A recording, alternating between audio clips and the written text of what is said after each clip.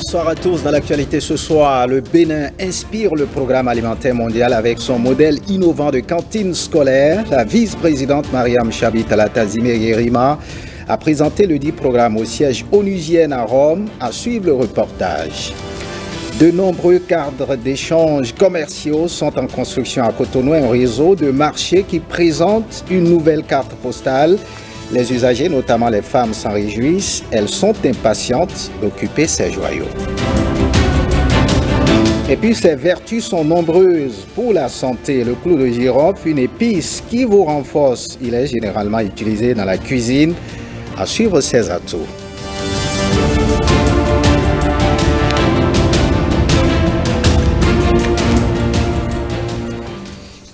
Bienvenue si vous nous rejoignez. On ouvre par ce message du président béninois Patrice Talon au président français Emmanuel Macron. Les élections législatives en France tenues dimanche dernier n'ont pas permis au président Emmanuel Macron d'avoir une majorité absolue. Le chef de l'État Patrice Talon lui a adressé un message dont nous vous proposons de suivre la substance. Marcel Arossi. Cher Monsieur Macron, les résultats des élections législatives, quoique mitigés pour vous et pour ensemble, demeurent un moindre mal. Bien au contraire, ils marquent ce tournant parfois nécessaire aux grandes nations qui ont besoin de se réinventer dans les moments difficiles. Le monde va mal et la France n'est pas épargnée. La routine et la sérénité ne sont peut-être pas les meilleurs atouts pour la France en ces circonstances-ci. La France a besoin de se réinventer politiquement pour préserver sa grandeur et ses acquis, voire satisfaire ses attentes. C'est une nouvelle dynamique et un nouveau génie qui vous interpelle personnellement, cher président Macron. Je n'ai pas de doute que vous disposez des moyens pour y parvenir, notamment le doigté et la clairvoyance nécessaires. C'est la marque des grands hommes. Bon vent à la France pour ce nouveau départ. Patrice Talon, président de la République du Bénin. Direction Italie à Rome précisément, on vous l'annonçait hier, le Bénin est à l'honneur dans les agences onusiennes à Rome pour son programme d'alimentation scolaire. Le modèle béninois séduit le programme des cantines scolaires remodélé par le gouvernement Talon. Séduit, notre pays est représenté à Rome par la vice-présidente de la République. On a attendu un bout de son speech hier. Voici dans le reportage d'Ozia Sonovo sur les enjeux de cet événement. Regardez. C'est dans un difficile contexte d'accès mondial aux ressources céréalières et de rationnement de l'aide internationale que se tient le conseil d'administration du programme alimentaire mondial. Mais au seuil de cette réunion annuelle, un discours d'espoir vient du Bénin, porté par sa vice-présidente, reçue avec les honneurs. Tapis rouge, tête-à-tête avec Ulrich Seidenberger, président du conseil d'administration, le directeur exécutif du PAM et son adjointe. Mariam Talata, la vice-présidente du Bénin, est ici l'ambassadrice VIP d'une expérience unique de cantine scolaire, objet de toutes les attentions. Au Bénin, dans les milieux ruraux, avant l'avènement des cantines scolaires, de nombreux enfants, filles et garçons, parcouraient des kilomètres pour se rendre à l'école et y restaient souvent le ventre vide jusqu'au retour chez eux pour un maigre déjeuner partagé à la hâte avant de reprendre une seconde fois le chemin de l'école, fatigués et épuisés.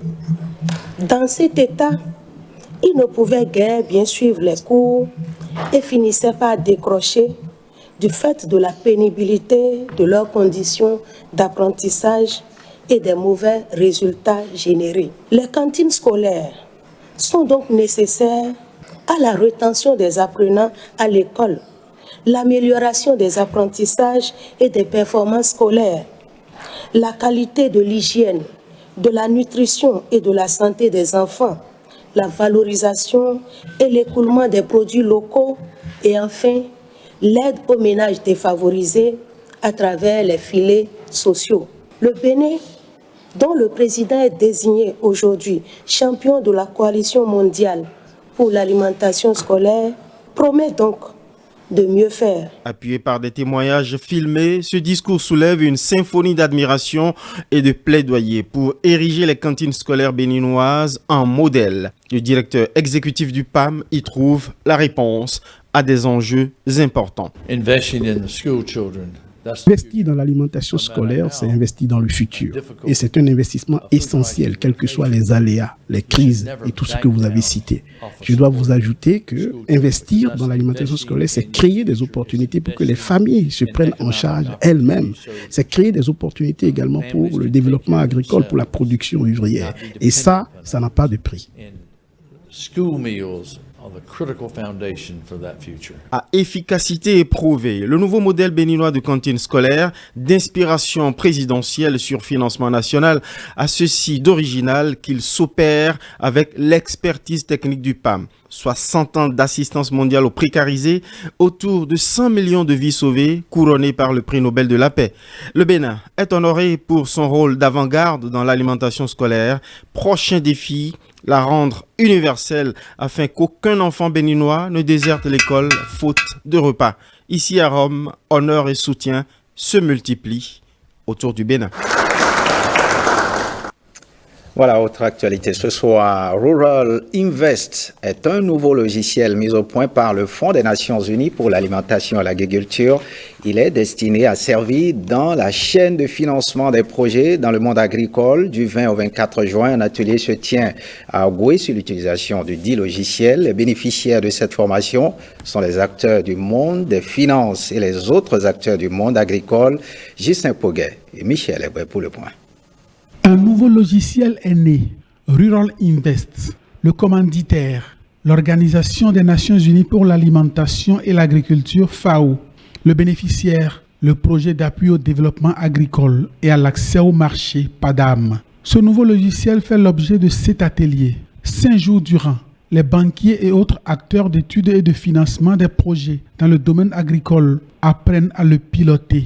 Rural Invest a été jugé très adapté aux besoins donc du PADAM. Il est nécessaire donc de renforcer durablement les capacités des prestataires pour le montage des plans d'affaires. De l'idée de projet en passant par la conception et l'étude jusqu'au financement, le logiciel est l'outil de travail. Il s'agit aussi de permettre aux institutions financières de maîtriser l'utilisation de Rural Invest et son exploitation dans la prise de décision et des analyses de crédit. Le Fonds des Nations Unies pour l'alimentation et l'agriculture renforce ainsi les capacités du monde agricole à capter et à gérer efficacement des financements. Un logiciel outil à mettre aussi au service des spéculations choisies par le gouvernement de Patrice Talon. Nous parlons aujourd'hui de plans d'affaires tournés autour de 3 filières, maïs, riz et manioc. Et le Bénin voudrait à la fois, pour d'abord satisfaire ses propres besoins alimentaires, mais aussi satisfaire les besoins de la sous-région. Tout ceci se fait dans le cadre d'une convention entre l'État béninois et FAO, le Fonds des Nations Unies pour l'alimentation et l'agriculture. Et on passe maintenant à cette émission bilan, le balai des ministres pour l'exercice de reddition de comptes après un an d'exercice du PAG se poursuit. C'est lundi, c'est le ministre des Infrastructures et des Transports, Hervé Héromain, faisait le point des réalisations dans son secteur. Beaucoup de réalisations et mieux, de nombreuses prouesses que Ola Rodrigue Babagüeto nous résume dans cet élément. Suivez plutôt. J'espère que les Béninois sont aujourd'hui mieux informés sur le PAG qu'hier et que bientôt nous allons continuer notre tournée des chantiers. C'est sur ces notes d'espérance que le ministre des Infrastructures et des Transports met fin à sa partie de reddition de comptes. Un exercice de 52 minutes pour ce secteur qui occupe 25% du PAG2. Au cours du premier quinquennat, nous avons beaucoup construit. Et maintenant, nous avons engagé les réformes. Au titre des réformes opérées avec succès, nous avons la création de la Société des infrastructures routières et de l'aménagement du territoire. La CIRAT. La CIRAT, c'est ça. Un bras opérationnel déployé dans tout le pays pour des réalisations routières en réponse aux doléances des populations. Et toutes les régions sont prises en compte. Toutes les promesses sont tenues à travers ce PAG. Et je suis presque sûr qu'à la fin du quinquennat, nous serons à plus de 80%, nous allons dépasser les 80%, ce qui va nous classer en tête des pays en matière d'indice de réseau routier. Du côté des transports maritimes, des réformes sont également entreprises. Plus rien n'est comme avant au port autonome de Cotonou. Le port de Cotonou, Aujourd'hui, nous avons réglé les problèmes de gouvernance, les problèmes de gestion, tout ce qui concerne l'organisation est quasiment réglé. Nous avons initié 12 projets d'infrastructure. Lorsque nous allons réaliser ces travaux, nous pourrons accueillir les plus grands navires, les gros porteurs. L'année dernière, nous avons traité un peu plus de 12 300 000 tonnes de marchandises. Notre objectif est d'aller à 25 millions de tonnes. Le transport aérien n'est pas délaissé dans ce gros vent de réforme. L'aéroport international de Glodjibé, nous avons différé son démarrage. La crise sanitaire que nous traversons a un impact direct sur le transport aérien. Mais en revanche, l'aéroport de Cotonou est en train d'être mis aux normes. Je donne rendez-vous à la fin des travaux et vous allez voir que ce serait un chef-d'œuvre qui n'enviera rien à n'importe quel autre aéroport. Le rendez-vous est donc pris pour confirmer ou infirmer les promesses de Hervé Réromain. Voyons à présent cette pratique sportive qui gagne du terrain aujourd'hui, 21 juin, c'est la journée internationale du yoga. Le yoga est un mode de vie de plus en plus adopté par de nombreuses personnes. Pour certains, c'est une pratique spirituelle, pour d'autres, une forme de sport. Dans cet extrait que nous vous proposons, la Soie Venadevi du centre de yoga nous dit ce qu'elle entend par yoga sur des propos recueillis par Jean-Claude James. Om Shanti, salutations de paix. Le yoga, c'est une mode de vie. Et le Raja Yoga que nous apprenons ici au Bénin, ça nous apprend à être heureux, être en bonne santé. Le Raja Yoga, c'est le yoga le plus élevé de toutes les yogas. On appelle le yoga royal. Le yoga qui nous apprend à avoir la souveraineté sur nos sens physiques. Le Raja Yoga peut être pratiqué par tout le monde, toutes les religions. Le thème de cette année, c'est yoga et l'humanité. On voit que la valeur humaine est en train de se perdre. Et c'est la valeur humaine qui rend beau notre vie. C'est la valeur humaine qui nous permet d'avoir l'unité, l'harmonie, l'entente, premièrement en nous-mêmes.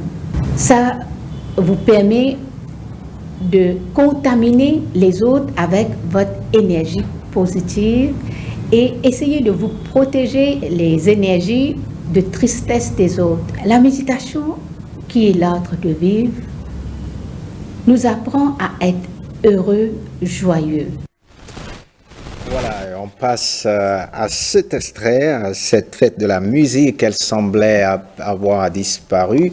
Des spectacles ou des discothèques. Oluwakemi réapparaît et fait son retour sur scène. Et elle revient avec tout un autre style, essayant d'aller vers le blues ou le jazz en travaillant avec des musiciens de ce genre musical. À l'occasion de cette fête de la musique, voici un aperçu du comeback de Oluwakemi.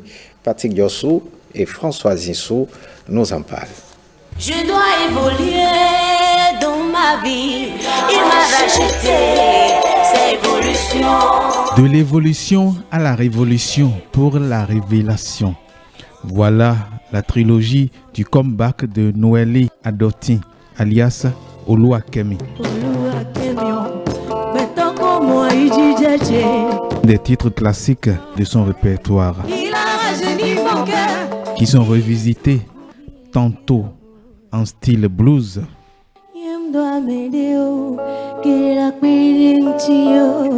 tantôt en rythme moderne d'inspiration traditionnelle. Enchantée, Camille enchante. Elle en danse aussi. La révolution, c'est découvrir Oluwakemi sur du blues. Et Kemi kidnappe l'attention en sublimant avec et par le morceau Apo Azamani de la diva sud-africaine Myriam Makeba. Celle qui est habituée à ne chanter que ses propres compositions se fait superbe en interprétant le morceau Batonga de la diva béninoise Angélique Kidjo. Prête pour la révolution, la lutte musicale continue pour une escale sur un succès béninois des années 70-80, bien rythmé en ces temps-là par Polyrythmo. Qui a fait remuer les viscères pour ce concert comme Baka, Oluwakemi, New Look and Cool.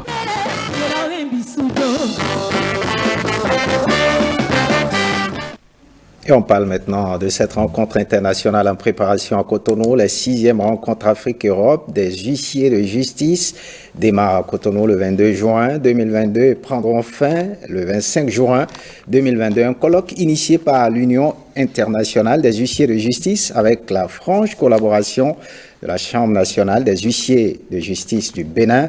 Le thème retenu pour cette rencontre est l'huissier de justice à l'ère de la digitalisation. Mark Switch, président des unions internationales des huissiers de justice et officiers judiciaires, et Charles Kovi, président de la Chambre nationale des huissiers du Bénin, apportent plus de précisions avant le démarrage de ce colloque. Ils sont au micro de Ezekiel Jacob et Emmanuel Agbessi. Le gouvernement a autorisé l'organisation de ce colloque à Cotonou et en conséquence a alloué à la Chambre nationale des huissiers de justice du Bénin une enveloppe substantielle pour nous aider. Les huissiers de justice du Bénin sont très honorés par l'organisation à Cotonou de ce colloque, la 6e rencontre Afrique-Europe des huissiers de justice. Nous accueillons une vingtaine de pays, dont 5 pays européens. C'est le lieu ici de remercier le chef de l'État et notre ministre de tutelle, le garde des Sceaux, ainsi que le ministre des Finances, qui n'ont ménagé aucun effort pour nous soutenir dans l'organisation de ce colloque international de grande envergure. Nous faisons environ 200. Le colloque va débuter le jeudi prochain à 9h et prendra 2 jours. Ces rencontres Afrique-Europe vont se tourner autour de la digitalisation. Donc il s'agit de l'huissier de justice à l'ère de la digitalisation, parce que la digitalisation c'est un phénomène que nous observons partout actuellement, surtout suite à la pandémie de la Covid-19, c'est un phénomène qui s'est accéléré de façon considérable. Et évidemment la justice en tant que telle, mais aussi les huissiers de justice doivent s'adapter à cette évolution. Et c'est donc de ce que nous allons parler. Mais il ne faut pas négliger l'aspect humain qui est primordial. Et c'est là, je pense que c'est la carte que l'huissier de justice doit jouer. Voyons, on parle de cette inauguration. Le réseau des marchés de Cotonou se modernise au grand bonheur des usagers qui meurent d'impatience désormais pour les réintégrer à quelques mois des prochaines inaugurations. Marcella Rossi est allé faire ce constat dans ce journal. Nous vous proposons un extrait de cette partie de joie. Suivez.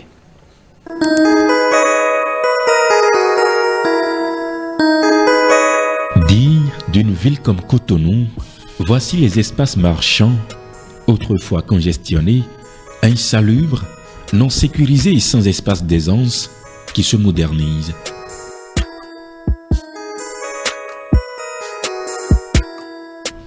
De Toklibi à Ménotin, en passant par Midombo, PK3, Kadjeoun, Bégamin, Wologede, Aïdiedo ou encore Sainte-Trinité, les infrastructures sont totalement sorties de terre et n'attendent que les dernières touches pour être livrées. Les bénéficiaires, eux, sont déjà impatients.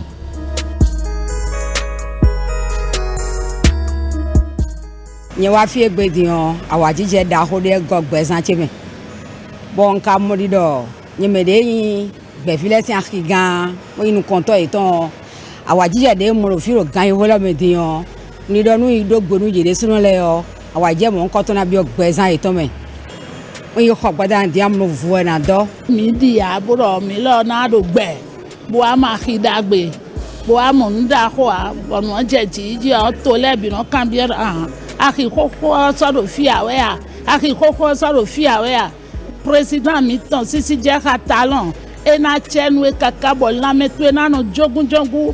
Nous sommes tout à fait satisfaite. Nous disons merci au président de la République qui a voulu faire du beau dans son pays, a dit faire des marchés modernes. Il avait dit, mais beaucoup d'usagers ne l'avaient pas cru. Mais aujourd'hui, c'est chose faite. Présentation du marché à travers les divers aménagements. Espace de vente par catégorie de produits, chambre froide, salle polyvalente, infirmerie, restaurant et administration. Les responsables des usagers sont informés de tout et de tous les détails. Aujourd'hui, les espaces sont réalisés avec des commodités assez intéressantes. Et je crois que la suite, c'est de préparer comment leur réinstallation va se faire dans ces nouveaux marchés-là.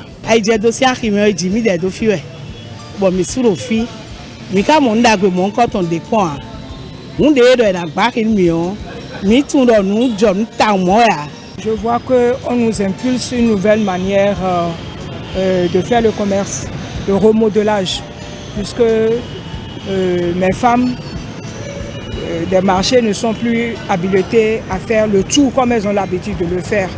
Maintenant, il y a la sectorisation pour vraiment être dans un secteur donné d'activité et apprendre à exceller dans ce qu'on a choisi. Moi, je trouve que c'est une très bonne chose. Des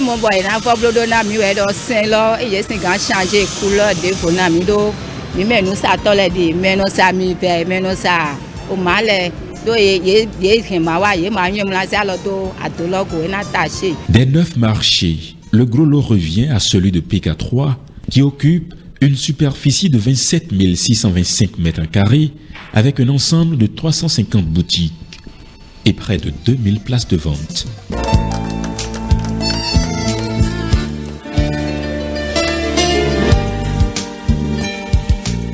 Si les informations reçues sont respectées, d'ici septembre 2022, les marchés sont ouverts.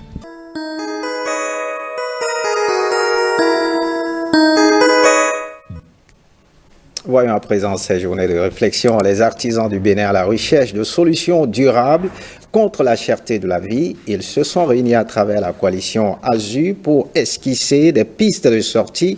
Les échanges ont eu lieu au centre de promotion de l'artisanat à Cotonou. René Kofi et Bernard Diori.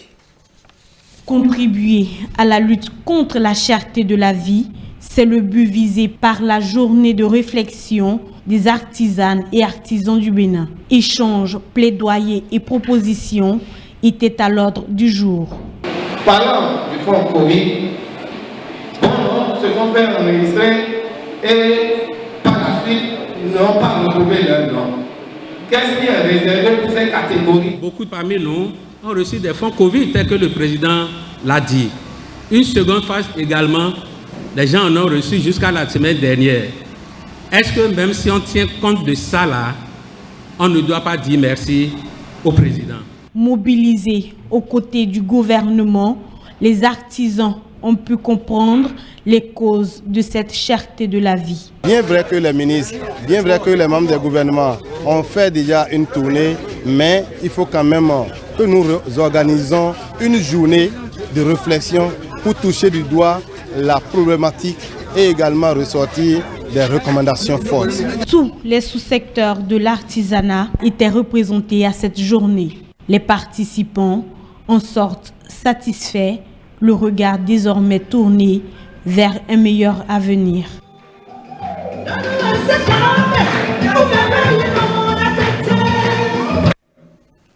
Voyons à présent les atouts de cette épice. Le clou de girofle, une épice utilisée par de nombreux Béninois. Elle regorge de plusieurs vertus. Pour en savoir davantage sur cette épice, Innocent Loko, Ezekiel Jacob et Ramatou Lawani nous proposent ce reportage. Suivez. Clou de girofle, une épice obtenue à partir des boutons floraux séchés du giroflier. Elle est souvent utilisée à plusieurs fins. Le clou de girofle, c'est une plante qu'on appelle scientifiquement Syzygium aromaticum. Donc, comme son nom l'indique, c'est une plante, bien c'est une fleur qui permet d'aromatiser des mets ou d'autres produits. On a confirmé certaines propriétés attribuées de manière empirique à cette plante-là. Par exemple, les propriétés antimicrobiennes, c'est-à-dire antibactériennes, antifongiques, antivirales aussi, les propriétés anticancéreuses. Ces propriétés ont été vérifiées scientifiquement.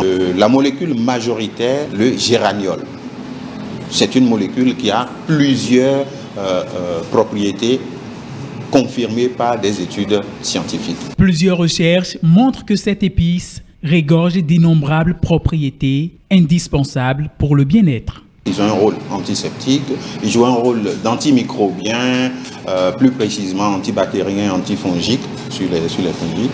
Donc, ces clous de girofle jouent un rôle, ont des propriétés anti-hypertensives selon les données disponibles. Toutefois, le surdosage de cette épice peut avoir de nombreuses répercussions sur la santé. Il a été rapporté plusieurs effets secondaires de l'utilisation de ces épices-là, à savoir l'hypotension, les brûlures sur la peau, parce que l'huile essentielle est très brûle vraiment la peau de manière chaude. Donc il faut savoir comment utiliser la plante pour ne pas dépasser la dose thérapeutique. Prudence donc à sa consommation abusive, car, comme dit l'adage, l'essai en toute chose est nuisible.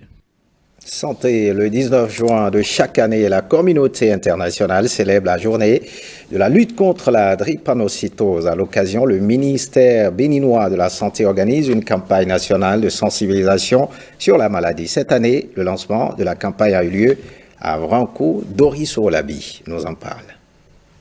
Drépanocytose et bilan prénuptial, c'est le thème de cette double célébration de la Journée mondiale de lutte contre la drépanocytose et de la campagne nationale de sensibilisation sur la drépanocytose. Nous avons choisi ce thème pour éclairer la population, inciter les élus communaux, les maires à beaucoup plus mettre en pratique ce bilan prénuptial. Mais au-delà du bilan prénuptial, nous voulons inciter les jeunes en âge de procréer à faire leur test d'électrophorèse un peu avant le mariage. Ce thème, dans sa formulation, interpelle le maire et les chefs d'arrondissement que nous sommes en tant qu'officiers légal de mariage civil. Je n'ai pas de doute que depuis avant où nous et tous les collègues maires de notre pays sauront désormais quoi faire avant de célébrer le mariage.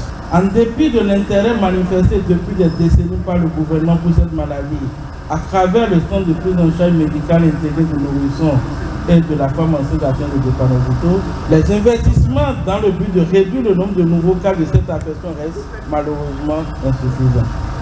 C'est dans ce cadre que le CPM UNFED a choisi depuis 2021 d'intensifier les interventions préventives en faveur des cibles que constituent les adolescents et les jeunes en âge de procréer. Amour, oui, électrophorèse d'abord. C'est le slogan de cette campagne. Les populations sont invitées à sortir massivement pour se faire dépister au prix de 2000 francs CFA. Une caravane à travers les artères d'Avranco a mis fin à la cérémonie.